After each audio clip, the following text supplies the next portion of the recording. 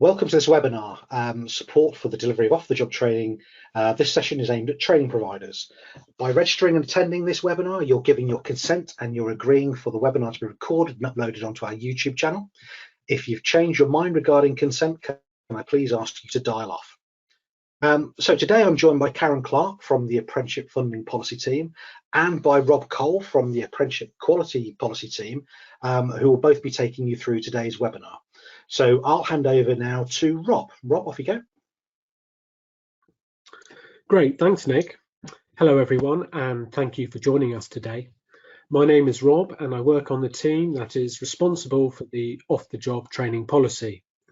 As the policy owners, we monitor the delivery of off-the-job training predominantly from a quality perspective.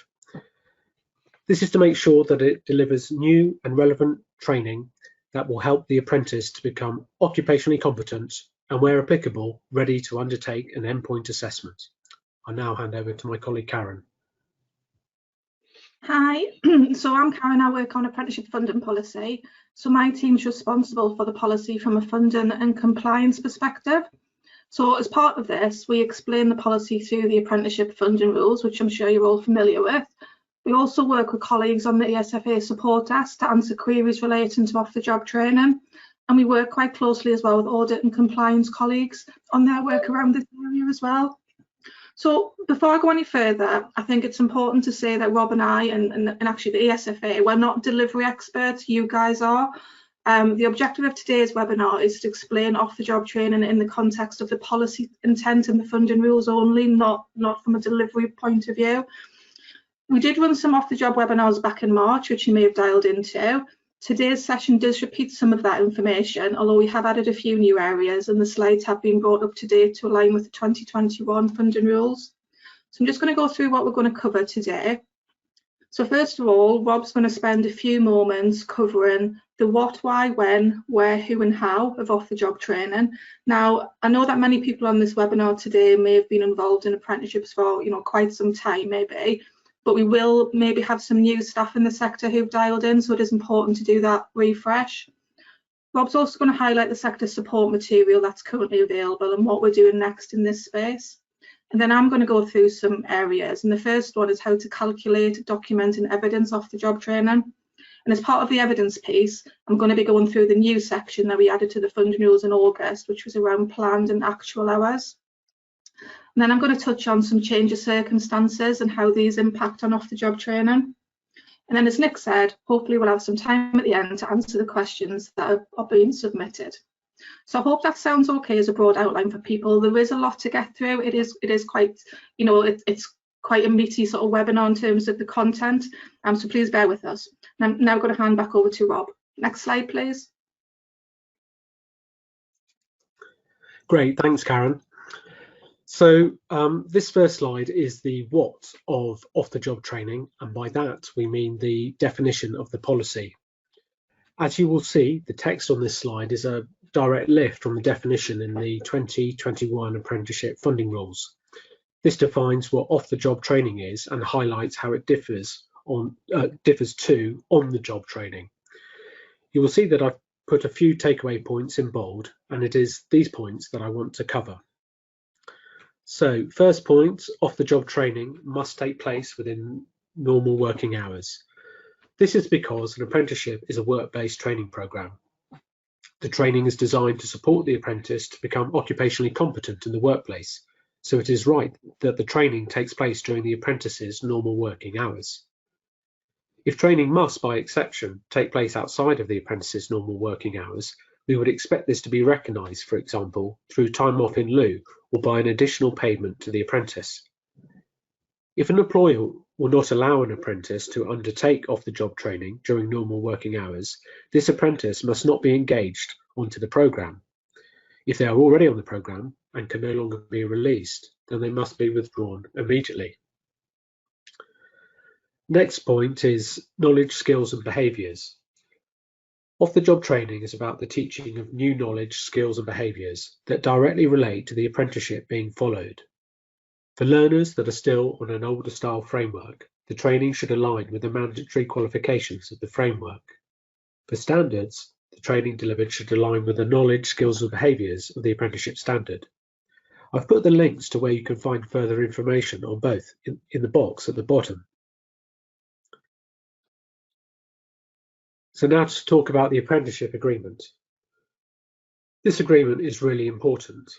Legally, it is this document which is signed by the employer and the learner, which makes the individual an apprentice. This in turn gives the ESFA the power to fund their training.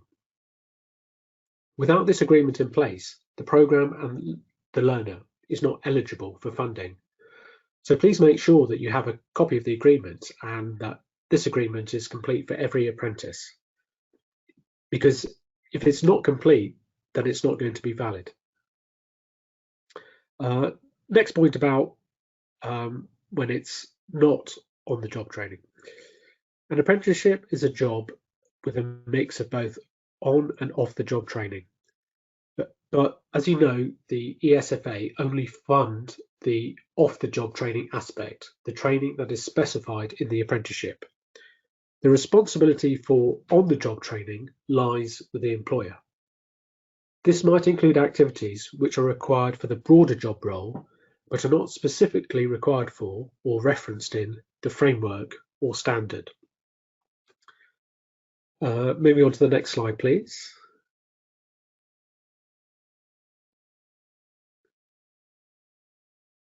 So I'm now going to talk about what we call the 4 tests. We've listed some examples of what can and can't be included as off-the-job training in the funding rules. But if in doubt, a good check is to use what we call the 4 tests. And you see these on the slide. Firstly, is the person signed up to the apprenticeship programme? By this we mean that an apprenticeship agreement is in place and the ESFA has received an individual learner record for the person. Secondly, is the activity directly relevant to the apprenticeship? This goes back to making sure there is alignment between the training being delivered and the requirements of the apprenticeship framework or standard, and making sure that any training that is solely needed for the job role is excluded. Thirdly, is the activity teaching new knowledge, skills and behaviours? We don't pay for prior learning that the individual already has on joining the programme. All training must teach new skills only. And finally, is the learning taking place in the apprentice's normal working hours? Something we talked about earlier. So if you can answer yes to these 4 questions, then the likelihood is that the activity is off the job training. So on to the next slide.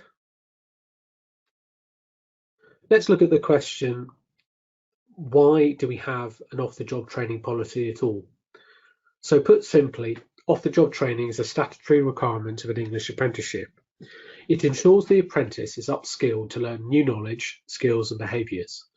The emphasis is always on new. Without it, the programme cannot be considered to be valid. If you want to have a look at the legal definition, you can find this in the Apprenticeship Miscellaneous Provisions Regulations 2017. We have a minimum entitlement, which is the 20%.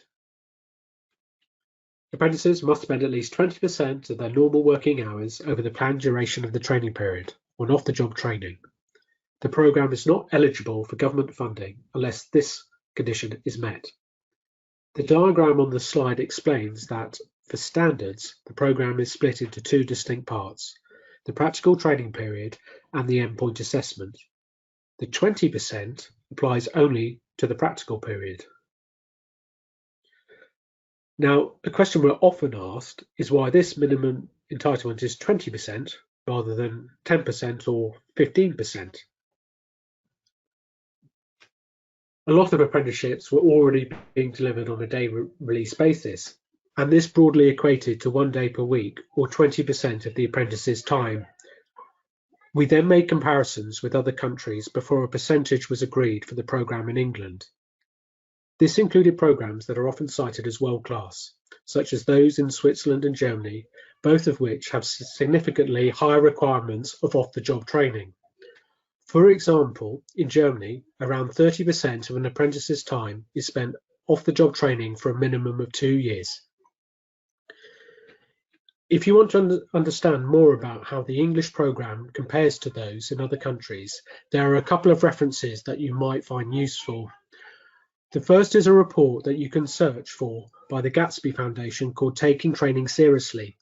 This report concluded that 20% should be the bare minimum if England is to compete internationally with other apprenticeship programmes.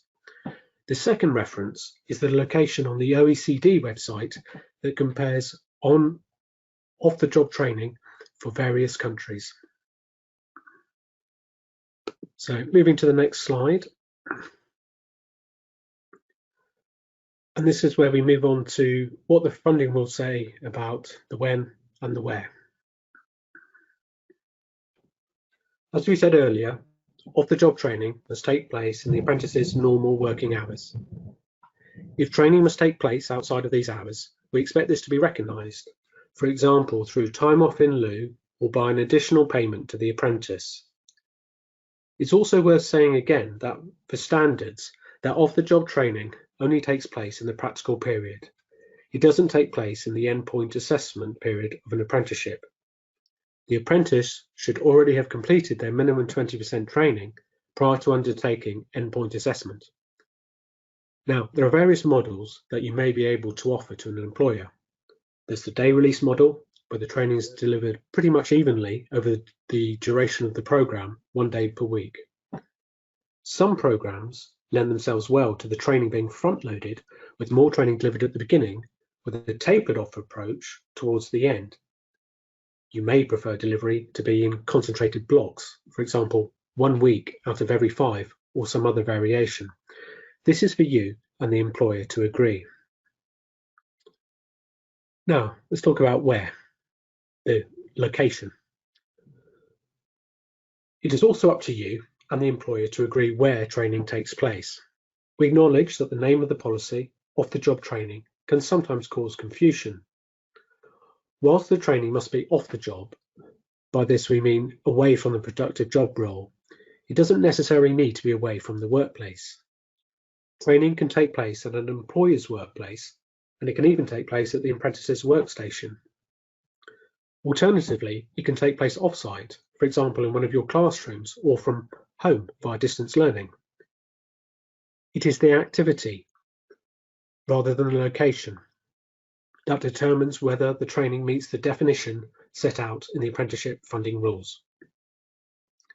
Now, a question we're often asked is if a live environment can be used for off-the-job training. Off-the-job training must be separate from the productive or normal day job. However, a live environment is sometimes required in order to check transferability of knowledge. For example, it would be difficult for an apprentice in a retail or customer service environment to learn new skills without customers, or an apprentice bus driver to develop their skills without any interaction with passengers. However, a live environment shouldn't be used all the time, as this essentially means that the apprentice is still performing their productive work role and isn't being released for training. I'll now move on to the next slide.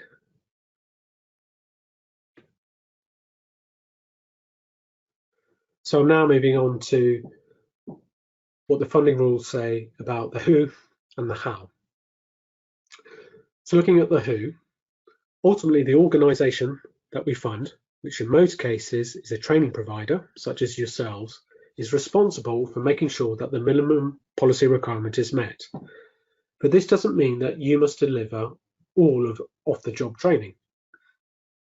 When the initial commitment statement, the training plan, is prepared, you and the employer should agree who is the best party to deliver each aspect of the required training.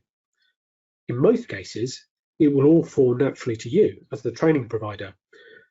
However, there may be some circumstances where the employer is better placed to deliver something, and this may be due to sector expertise or the equipment that is available to the employer. Any party can deliver off-the-job training, but funding can only be received by organisations that are on the ESFA Register of Apprenticeship Training Providers. An employer can be on this register, And they may wish to pursue this if they're spending a lot of time on training delivery and they want to be financially compensated for this. I will now look at the how. And by this, I mean how the training is delivered, the methodology. Again, ultimately, this should be agreed at the beginning between you and the employer. It can include face-to-face delivery, practical training, and distance or online learning. Certainly before COVID, it is fair to say that a lot of apprenticeship delivery was face-to-face and took place on provider premises or by the tutor coming to the workplace. With COVID, delivery has naturally evolved to include more distance or online learning, which is fine. Now, the ESFA recognises two types of distance learning. The self-directed distance learning, which is where the apprentice is working on their own with no real-time support, and interactive distance learning, often called a virtual classroom, where the learner can receive support in real time from their training provider. Both can be used, but the full apprenticeship must not be delivered by self-directed distance learning only. We believe that this would make for a poor learning experience for the apprentice, as their learning is not being supported in real time and there is no opportunity to give or receive feedback on progress. As individuals have different learning preferences, good off-the-job training would ideally have more than one delivery method. For example, a combination of face-to-face delivery with some online learning and group work.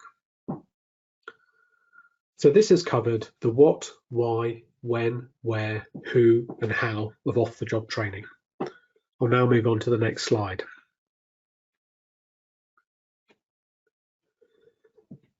Now on Gov UK, there is lots of sector support information around off-the-job training policy. What you can see on the top of this slide is the link. But if you just Google off-the-job training, it should be the first link that comes up in the results anyway. And this page is where we house our off-the-job training support materials. Now, on this Gov UK page, the first thing you'll see is the off-the-job training guide, which is full of content, practical examples, questions and answers about the policy, and this guide supports the apprenticeship funding rules. The content is aimed at both employers and providers, as it's important that you both have a shared understanding of the policy.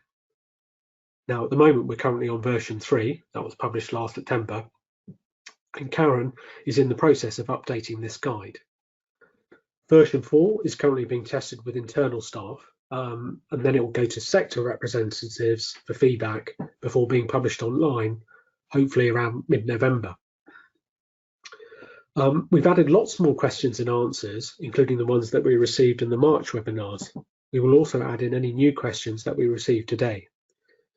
If there is anything else that you think would be useful in the guide, please let us know via your provider or employer account manager, or by contacting the ESFA support desk.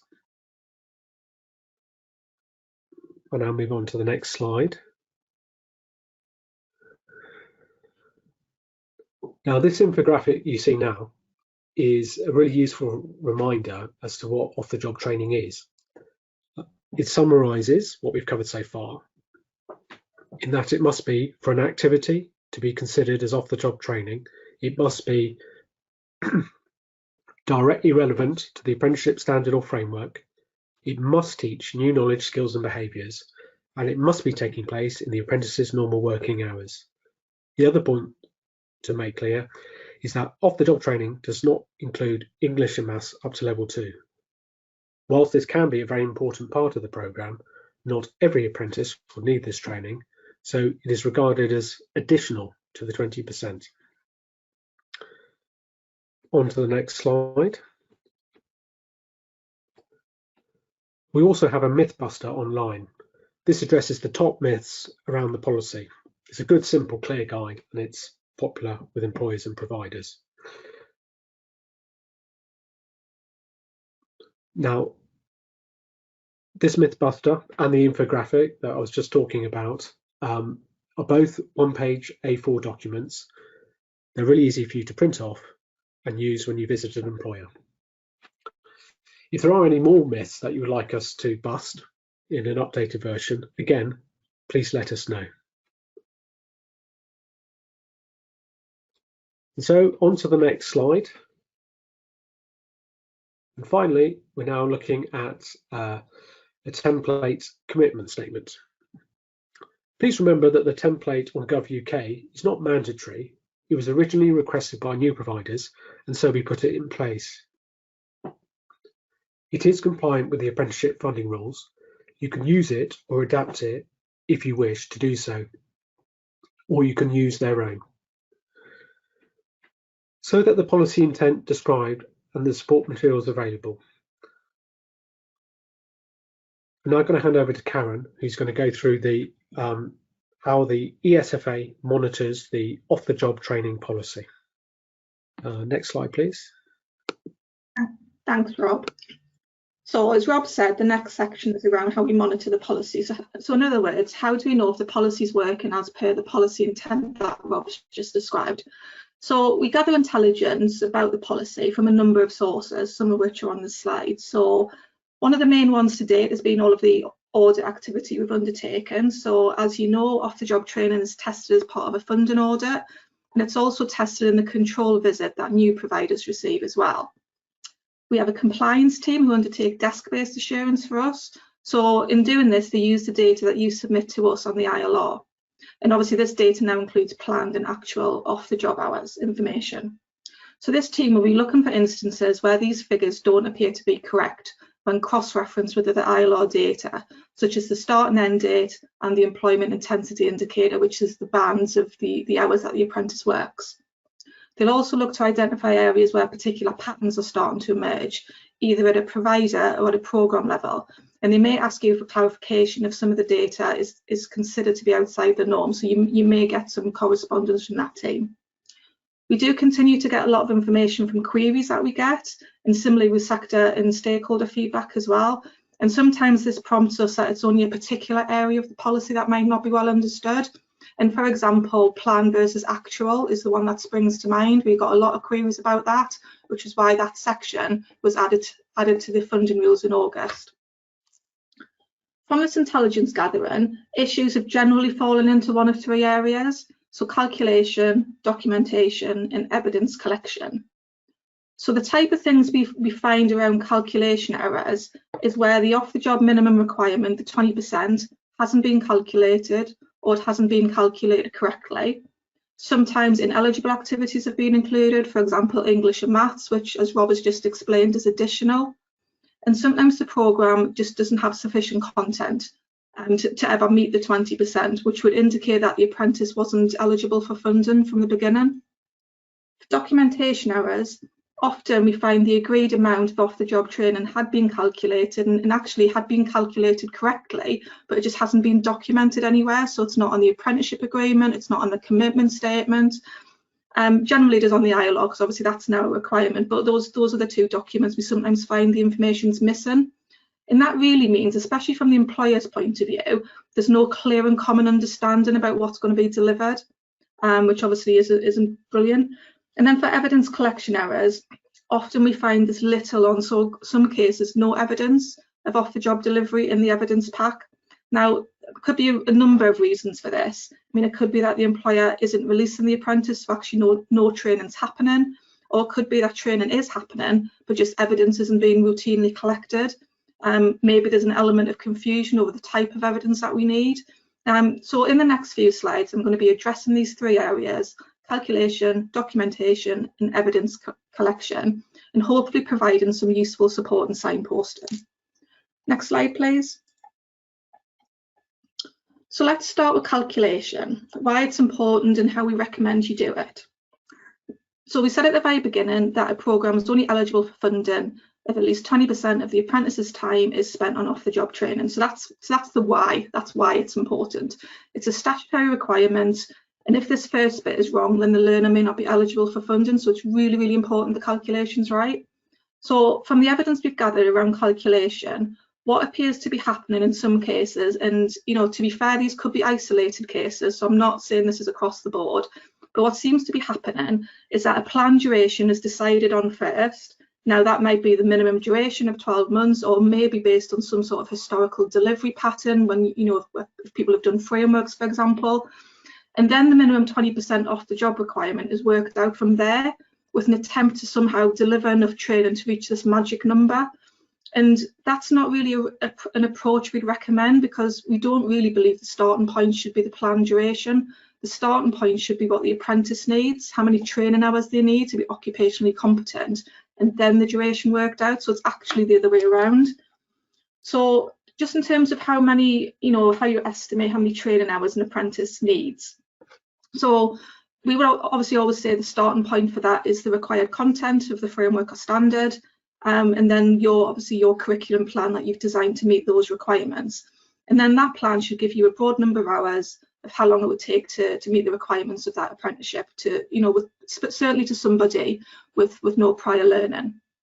But of course, obviously people do have prior learning, and you need to build that in from the initial assessment that you've undertaken to give you a requirement for every apprentice. And then you should work out the duration, how long it would take to deliver that requirement from there. Next slide, please. So I'm going to give you a bit of a heads up and a bit of a caveat here. We were asked in the March webinars to specifically outline a calculation that people could use. I don't think a webinar is the best place to sort of deliver this type of information, if I'm being perfectly honest, and we have put a lot more information around this in the new off-the-job guide. But bear with me, because I'm going to go through these calculations, so hopefully they will make sense. So how do you calculate off-the-job hours and or the duration based on what you already know? So there's two different ways to approach this. The top example is where you already know the number of training hours the person needs, you know, from your curriculum plan and from the initial assessment, and what you're trying to calculate is the duration. And then the bottom example is where you have the duration in mind and you want to know what the minimum requirement is to be compliant. And they're essentially the same thing. One's just a reverse of the other. So I'm going to go through the two things. Like I said, it's a bit of a long way around to do this. And to be fair, it's worth saying that a lot of providers have designed simple spreadsheets to calculate this information really quickly. So we would never advise you, do this longhand for every apprentice. There's easier ways to do it. But let's run through the top example. So in this example, we believe the apprentice to need 300 hours of training to be occupationally competent. And we know this 300 hours must represent at least 20% of their time on programme. So if the 300 hours is 20%, then obviously it means the full hours on the programme is 5 times this, so 1,500 hours in total on the programme. So is everyone okay with that so far? If the person works 30 hours a week, you know that this equates to 50 weeks of training, so that's your 1,500 divided by 30. So 50 delivery weeks is what you need if you're delivering things, fairly standardly. And but this isn't the total time on programme, because you need to account for the time when the apprentice may not be available to receive training by adding back in the statutory leave calculation. So statutory leave is 5.6 weeks, meaning for every 52 weeks on programme, there are 46.4 delivery weeks. Dividing one by the other gives you a formula for annual leave of 1.12, and you multiply this by the 50 delivery weeks that you've just worked out. So this gives you the duration. So in this case, the practical period for this learner is 56 weeks. You should be able to plan your start and end date using this information.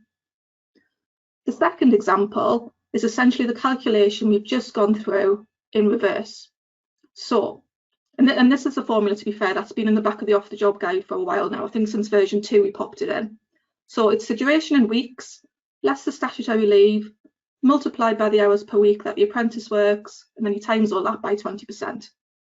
So if the duration including annual leave was 56 weeks, and we know that for every 52 weeks we have to take away 5.6 weeks of statutory leave, then for this example, it means taking away 6 weeks of leave in this case, leaving the 50 delivery weeks. Then you've got the 30 weeks that the apprentice works, and that gives you the total of 15 hours on the programme. Then you times this by 20% to give you the minimum off-the-job calculation. So essentially, what I'm trying to say in a roundabout way is whatever way you look at it, how you approach it, 300 hours of off-the-job training equates to a 56-week programme for a learner who works 30 hours. There's a few things to note here. Obviously, it's a very top level calculation. For the purposes of this example, we've used the minimum of 20%. And, I can't stress that enough. It is a minimum of 20%. And we've also used 30 hours for the apprentices' working hours. And of course, you might need to factor in a higher number. So obviously, there are a few variables in that. I hope that made sense. Like I said, we will be putting this and other worked examples in the new version of the guide, because can't stress enough how important the calculation really is to offer job training, just getting that front bit right. And like I said, the reason we've done this particular slide is just, specific requests from the March webinars. So next slide, please. What I want to come on to now is documenting. The quantity of planned off-the-job training hours, once adjusted to account for prior learning and annual leave, has to be recorded in 3 places on the following key documentation.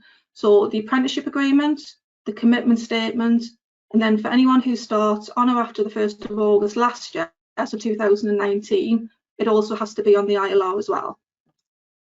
So the information that you use at the beginning of the programme, so the information on day 1, the volume of hours, should be the same across all 3 documents.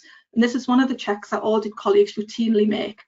And this is to ensure that there's a shared understanding of what's being delivered by you, the employer, the apprentice, and of course, ESFA. And then from the 1st of August this year, so 2020, you're also required to enter onto the ILR the actual hours delivered for any apprentice where we already have the planned hours data. So this will only be for apprentices who started on or after the 1st of August 2019. Obviously, if they were on shorter duration programmes, they may now have come to the end of their programmes, which is why we require the actual hours information now. And the funding rules provide more information on this. We are often asked why we have added these extra fields to the ILR. And I think the thing to say here is that we're committed to ensuring that each apprentice receives the minimum 20% off the job training that they're entitled to, and we needed more visibility of this area. And it was obviously in line as well with the National Audit Office report recommendations, which you might have seen. And yes, okay, you already enter it on the apprenticeship agreement and commitment statement, but we don't routinely see those documents outside of an audit, whereas obviously we do see the ILR for every apprentice. And we are only asking you to enter the planned and actual information once at the start of the programme for the planned and at the end of the programme for the actual hours. And this should be information that's already held. So it should be already in the apprenticeship agreement and commitment statement, the planned information, and then the actual information should just be a summary of what you've got in the evidence pack. Next slide, please. So the final part of this section is around evidence collection. And I just want to clarify what our expectations are here.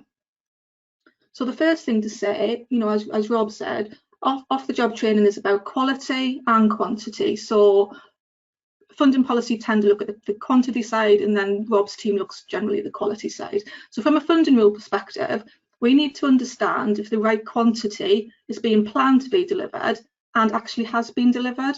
But we also need to know if this training meets the definition of the off-the-job training policy. So thinking back to the 4 tests that Rob went through just earlier, could an ESFA auditor tell by looking at the evidence that you've collected, so think of the evidence you've got in the evidence pack for your learners, could an auditor tell by looking at this, was it directly relevant to the apprenticeship? Was it delivered in normal working hours? Was it teaching you knowledge, skills and behaviours? And, obviously making sure it wasn't English and maths up to level 2. So, does your evidence tell that story? And, I think if it doesn't, then that might be something, that might be an area that people, need to look at. You'll already know that Ofsted and the Office for Students regulate the quality of off-the-job training. Therefore, as well as the information that you need to provide for us around quantity and quality, you may need to keep other information as well. So, for example, as part of Ofsted's inspection regime, they need to know how well apprentices make progress from their starting point. So what an apprentice can do as a result of their training that they couldn't do at the beginning of an apprenticeship programme. And to assess this distance travelled, there needs to be a robust initial assessment to check the apprentice's prior knowledge before the apprenticeship starts, clear milestones and progress against these. Next slide, please.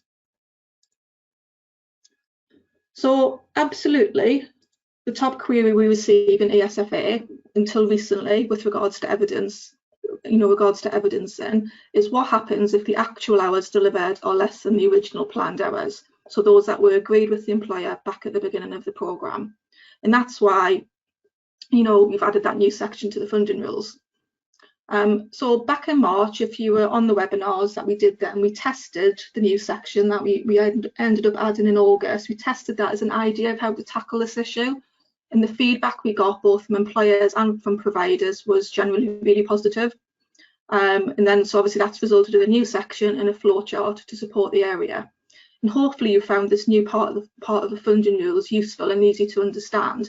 And certainly we've had less queries on the area since August, I think is the thing to say. So I think that to us is an indicator that it's being used and hopefully it's helpful as well. But I do just want to give you a quick overview of the key principles here of this new section. So number one, so at the start of the programme, you, the employer and the apprentice should have agreed a commitment statement, including the training plan, and that plan includes a number of hours needed by the apprentice to develop occupational competency. And this is the programme that we've agreed to fund. You've submitted an ILR, an individual learning record, and this is a programme we've agreed to fund. So therefore, the expectation from us is clear. Assuming the initial assessment was robust and it's captured all of the relevant information, the original training plan with the original number of planned hours is what we're expecting to be delivered. But, I think it's fair to recognise that sometimes just plans change, especially on longer programmes, and I think we have to be realistic about that. Sometimes information comes to light during the programme, and sometimes the impact of this, it means that actual training hours delivered are less than the plan. And I just want to go through a few examples of this because, there are several valid reasons about why this might be happening. So an apprentice might be a fast learner, everyone's different, some people just consume information faster than others. And so they might have consumed the full content of the training, but just over a shorter period. And obviously there's a knock-on impact on hours, when people do that. There might have been changes in the delivery methodology, especially this year. For example, some of the training might have been planned to be delivered in classrooms, in sort of group sessions, that type of thing. And obviously with COVID and all of the changes that, working from home and furlough and things have had, some of that stuff may now have been delivered online, sort of distance learning. And sometimes that's just quicker and again has an impact on the number of hours. And then the other sort of thing that we often get feedback about is where additional prior learning is identified during the programme. So sometimes the apprentice might just not understand what's being discussed at the very beginning in the initial assessment, and they only kind of think, well, I've done this before, when they start to do it. So it's identified later in the programme, beyond day one. So those three reasons, I think they're perfectly valid reasons why actual might be less than the plan. But I think sometimes the difference might indicate a problem, and we have to be aware of that as well. So it could be kind of poor forecasting. There could be errors in setting the original calculation, setting the original planned learning end date, and it could be poor quality delivery as well. So it could be the apprentice did need a lot more hours than they've actually got. So we have to kind of be aware of kind of the not so good reasons as well. Obviously we can't tell if it's a good or a not so good reason from the data that we get, and so the only person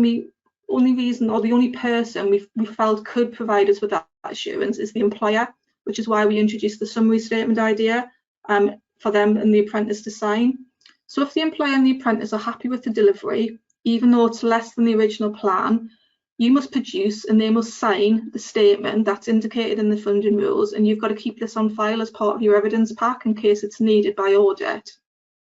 And the funding rules outline the information to include on the statement. So hope that new section's been helpful. Obviously it's a new part of the policy, so we're interested in any feedback or any kind of teething issues on that, so please let us know. Next slide, please.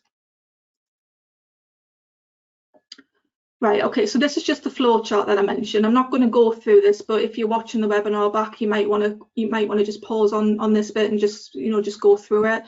The flow chart itself is actually in the funding rules, so you could have a look at it there as well. But it essentially just describes the new policy just in a diagram format. Next slide, please. So the last part of the presentation is on a few common changes of circumstance and the impact that these have on off-the-job training. First one is an increase or decrease in the apprentice's weekly hours, and we've been getting a lot of queries around this particular bit more recently because of obviously the impact from COVID and people's jobs being impacted. So where this happens, the most common query we get is, does the off-the-job calculation need to be redone?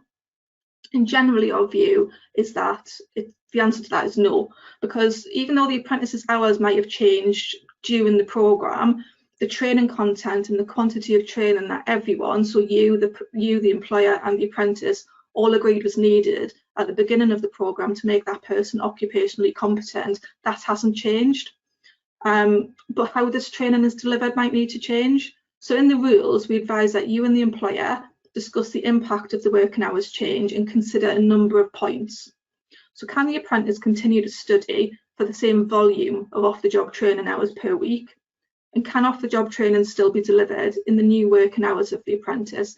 Now, I think for those two things, I think it's probably going to, it's going to depend on the change. So if someone's gone from 37 to 30, it might not be as big of an impact. They might still be able to attend their off-the-job training day, for example, if that's still happening. If someone's gone from 30 to 10, then obviously, that's a much bigger impact. And I think that's obviously where the discussion needs to happen more. The other thing we ask you to consider is whether the ability of the apprentice to undertake endpoint assessment is impacted. So I think the thing to say there is that as well as the off-the-job training and can that still be delivered, the practical training bit, how is maybe the transferability of that knowledge into the workplace impacted? If they're not doing as many hours, are they still able to achieve occupational competency in the same way? Do they need a different type of programme, a longer programme? So those three things are kind of what we say the employer and the provider need to discuss. There isn't really a one-size-fits-all answer. If there is a material impact and both the three parties agree that the programme has been impacted by the change, then how the plan's delivered might need to be adjusted, it might need to be extended.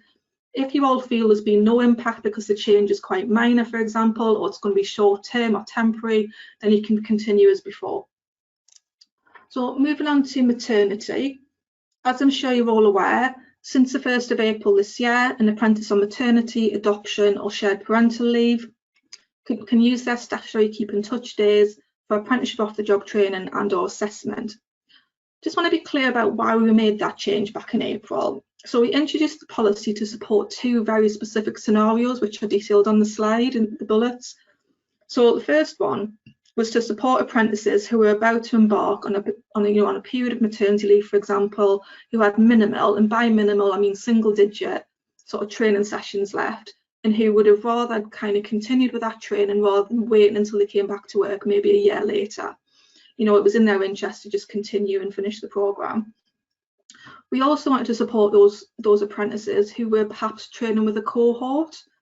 So for example, if the cohort was starting, prior to the apprentice's scheduled return to work. So if the cohort was starting in September, for example, but the person wasn't due to come back off maternity leave until October, they would have missed some vital training, with that cohort. So, you might want to leave, you might want to use the keep in touch days, the KIT days, at the end of the leave rather than at the beginning to finish a programme.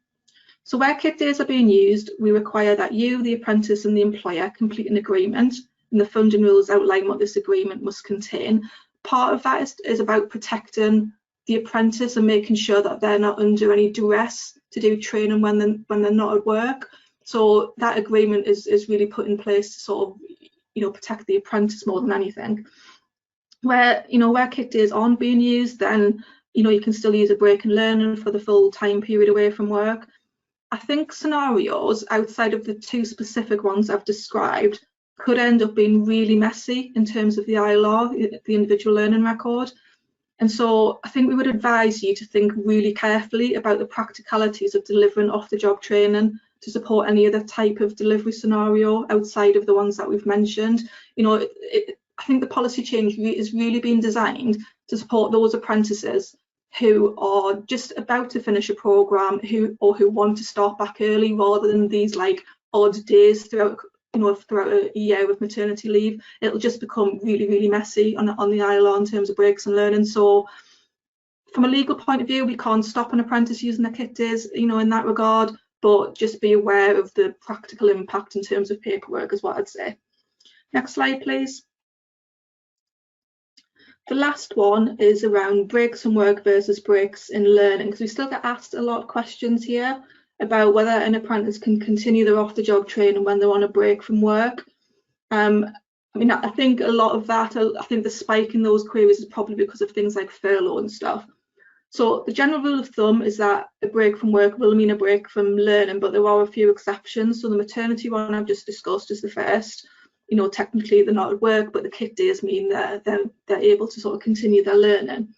And then, like I said, with furlough, we've had the coronavirus job retention scheme. We've now got the job support scheme. So apprentices in both cases are still technically employed, but not technically working in some cases. And we have obviously confirmed through our COVID guidance that off-the-job training could still continue where this was possible, and that a break from learning wasn't needed. So hopefully that resolves that query. So that's the end of our presentation, and I'm now going to hand back to Nick for questions. Okay, brilliant. Thank you very much, Rob. Thank you very much, Karen. That was a really useful update there. So we'll move on to the Q&A section of the webinar, and we'll go through some of the questions that we've had from the people that have dialed in. So first of all, I'd just like to say that there have been a few questions about how the guidance is written, and sometimes a phrase can be confusing, and there are suggestions about what to replace it with. I think some of those actually are really good, and what I'll do is I'll pass those comments back on to Karen's team for them to have a look at for future versions of the guidance. So thank you for those. So the first question I've got, Rob, if I can come to you, and this is a question about an apprentice doing so for example, they're reading on a work policy by themselves. Can that be considered to be off-the-job training, or does off-the-job training always have to be delivered by somebody else? Right, thanks, Nick. Yeah, so, well, all off-the-job training should be guided by the requirements of the apprenticeship. So if an apprentice has been set some work to do on their own, and that work is integral to the knowledge, skills and behaviours of the apprenticeship, then this can be included, because it's still effectively being guided by the provider, even though they're not physically there when the learning is carried out. Perhaps if I give an example. So the apprenticeship may require that the apprentice understands how employers manage the performance of staff. So the provider may have asked the apprentice to read up on their own company's performance management policy. So even when the apprentice is undertaking this type of task without direct supervision, the activity must take place in their normal working hours.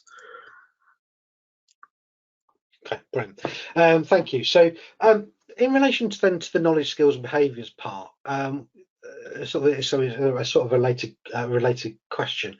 Can gaining enhanced learning of knowledge, skills and behaviours count towards off-the-job training, or is it only brand new subject areas? Right, thanks. Yeah, good question.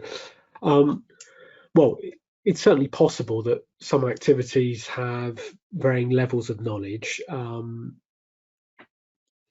So, for example, someone might have a basic understanding of Excel spreadsheets, but the standard might require an advanced level. So the individual would be building on their current skills base, but still developing new skills as well.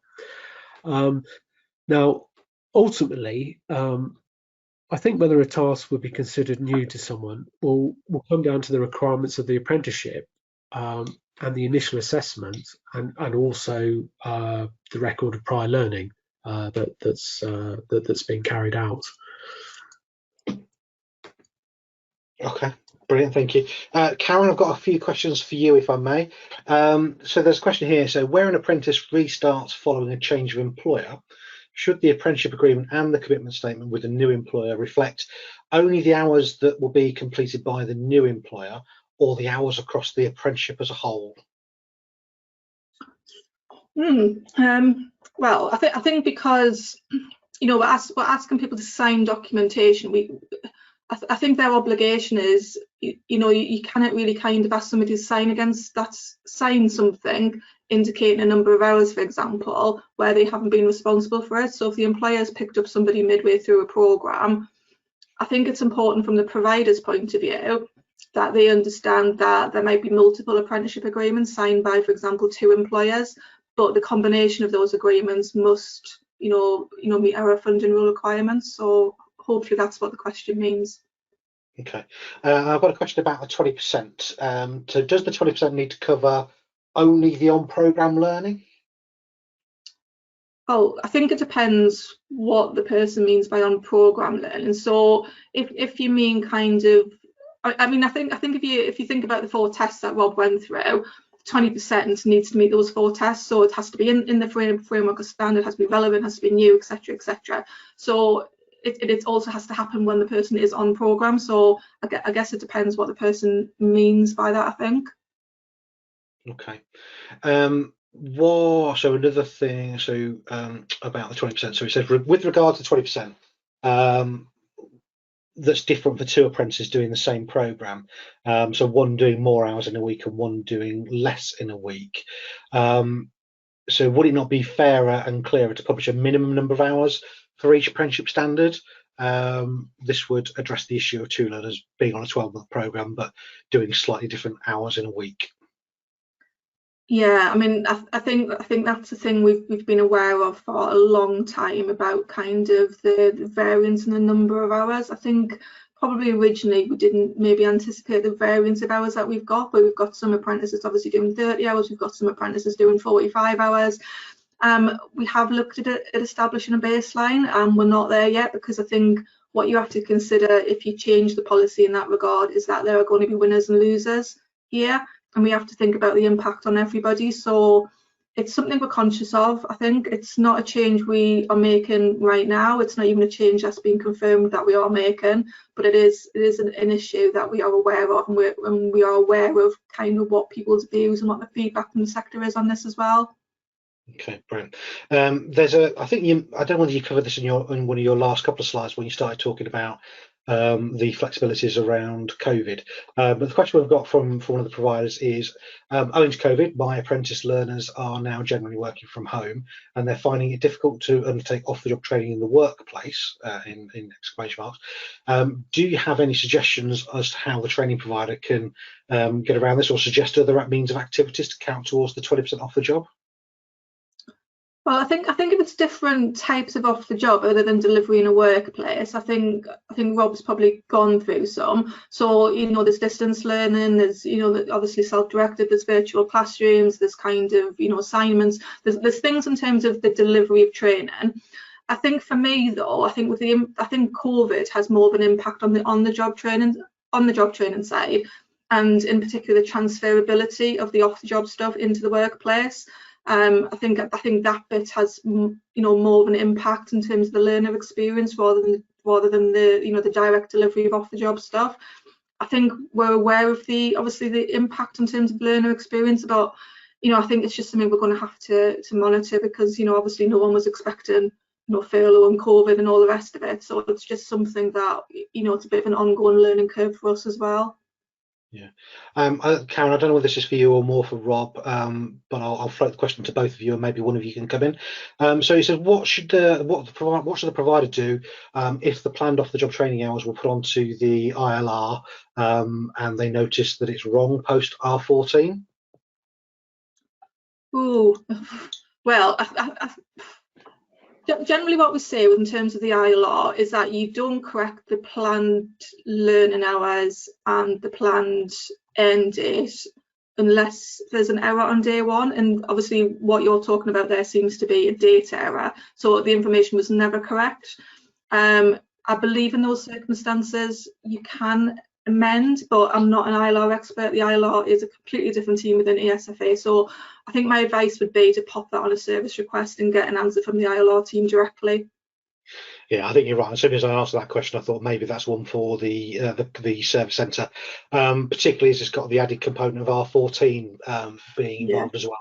So can the delegate who raised that one probably raise that specifically with the service centre? I think that might be a good one for them to follow through, particularly with the R14 complication. Karen, so on support materials, so you mentioned the off-the-job training guide was being updated. Who's had an input into that? So in terms of like what we've added from version 3 to the draft version 4 that we've got now, we got a lot of feedback on version 3. You know, we've looked at all the queries that the service desk has received on off the job. We looked at all the queries and the questions we got on the March webinars, and we've tried to build in as many of them as possible. Now, the problem with that is that it makes the document quite big. So I think version 3, if I remember rightly, was something like 40 pages, 38, 40 pages. Version 4, the draft we've got right now, is currently running at about 66 pages, I think it is. Obviously, those extra 20 odd pages, they're, apart from the new plan versus actual section that we've added, all of those are new questions and answers.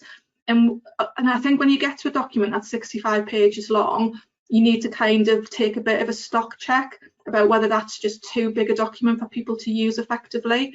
So I'm interested in people's feedback here. The reason we've added all those questions and answers in is because obviously if you were to contact the service desk with a query, it's only you who get the answer and not everybody else. And the good thing about putting all those questions into a new version of the guide is that everybody gets the same answer and the same information at the same time. So what I've asked you guys to do is add a question on the poll that you get at the end and just get some feedback on that about what people think about a lengthy document that's got more information in. Okay, so this will be in the survey as you leave the webinar. There's just a few questions, one of which is around this additional Q&A section within the guidance. I have to say, we asked employers this morning on the webinar this morning about their feelings about the guidance, including those sort of Q&A, so that they could see what people were asking and the responses that they were getting. They were overwhelmingly in favour of having it in the document, even though it meant that the document would be sort of fairly thicker than it was before. But yeah, we'll be really interested in hearing your guys' thoughts about that in the survey. So if you don't mind just filling that in, that'd be brilliant.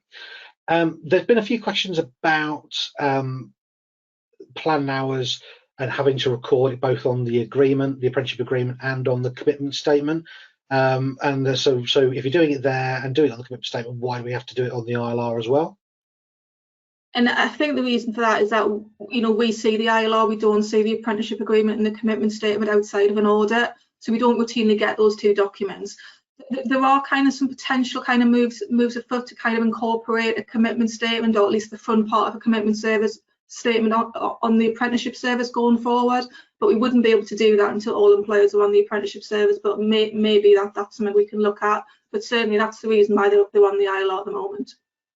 Okay, there's a question that we've got about sort of recording off-the-job training hours onto an e-portfolio system, and whether it's acceptable to do that. And I'm not going to ask that, I just wanted to float that and say that in that case, I think that's maybe a question for our audit colleagues. So I think if the person who asked that doesn't mind referring that back on to anybody from the ESFA audit team, so they can get a response there, or if they can't get that through them, then raise it through the support desk and we'll get that from those guys. I think that'd be really helpful. So there is another question here about actual hours, and this is the change for actual hours from the 1st of August. So do providers need to complete the actual hours for every learner from the 1st of August 2020? Karen, I think it's probably what you mean. Well, it's a new requirement in the funding rules, but it only applies to learners where we've got the corresponding planned hours information for, so it won't be for every learner that you've got. It'll just be for those who started their programme from August 19, where we've got planned hours. So if those people have now come to the end of their programme, then we do need the actual hours information as well. Yeah, okay. I mean, a few of you, thank you for that. A few of you have put into the questions that you prefer the bigger document with everything rather than missing out on the shorter one. So thank you for that immediate feedback. Listen, there are lots, as usual, there are lots more questions than we've probably got time for. I will make sure that Karen and Rob have sight of all of the questions, particularly so that Karen can think about any that might get included into the next version of the off-the-job training guidance. So I'll leave it there if I can. Thank you to everybody that's taken the time to submit the questions, and thanks Karen and Rob for your answers. If I can move on to the next slide, please. If people have joined previous webinars, you'll know that we have a YouTube channel, ESFA Gov UK. I referred to it earlier on about where the recording of this webinar will go. So we have 3 different playlists on this channel. All support videos go onto the Using the Apprenticeship Service playlist. Any recordings from webinars, any future recordings will be available on the Apprenticeship Service webinar recordings playlist. We add more videos on there all the time, so please go and have a look at those. Today's webinar will be recorded and put up there. It will probably be on there within 2 weeks, maybe just over 2 weeks, but what we will have is an on-demand version of this session that will be available on the GoToWebinar link, and I'll share that link with you in the next slide or two. So please do subscribe to our YouTube channel and click the bell icon to get alerts for when new content is uploaded. Can we move on to the next slide, please? So on to the next slide. Our usual plea, if you don't already follow us on Twitter, then I'd ask that you do so using @ESFA Digital. It's a great way to keep up to date with all of the latest news and releases. So we put stuff on there about new developments within the service and anything about forthcoming webinars and hints and tips about how to use the service. So please make sure that you follow us if you don't already. And then on to the next slide, please. Okay, so on this slide, you will see lots and lots of links. So some of the links that Karen and Rob have referred to during their webinar, and some other links that we've got to further support materials. So that you don't have to either take a shot of the screen or scribble them down, we've put a PDF document on with all the links detailed that you can access from the control panel under the handout section. So please go there and have a look at trying to get hold of that that PDF document. But just to summarise, so the Mythbuster document that was referred to is on gov.uk, as is the off-the-job training policy. Rob was talking about the Taking Training Seriously document. That's available on gatsby.org.uk. I will just give a shout out to our ESFA digital blog, which is a great way to stay up to date with the service. We put new content up there around once a fortnight. To register for any of our future webinars, follow the link on the screen, and you'll also be able to access, as I mentioned, an on-demand recording of today's webinar from that link as well. So that link or that recording will be available for 2 weeks until we get the recording onto YouTube. We also put articles into our monthly business update newsletter, so please have a look there. And as ever, if you've got any specific queries about the apprenticeship service, you can use the new self-service support tool, or you can contact the helpline on 08000 150 600 to speak to one of our advisors. You can email them as well. So as I said, the contact details are all on the screen. So that's the end. That brings us to the end of the session. Thank you very much for joining us, and thank you for those of you that stay right to the end. Thanks Rob and thanks Karen for your insights, and please remember as you log off, complete the short survey. Bye everybody. I hope you enjoy the rest of your day. Cheers, bye.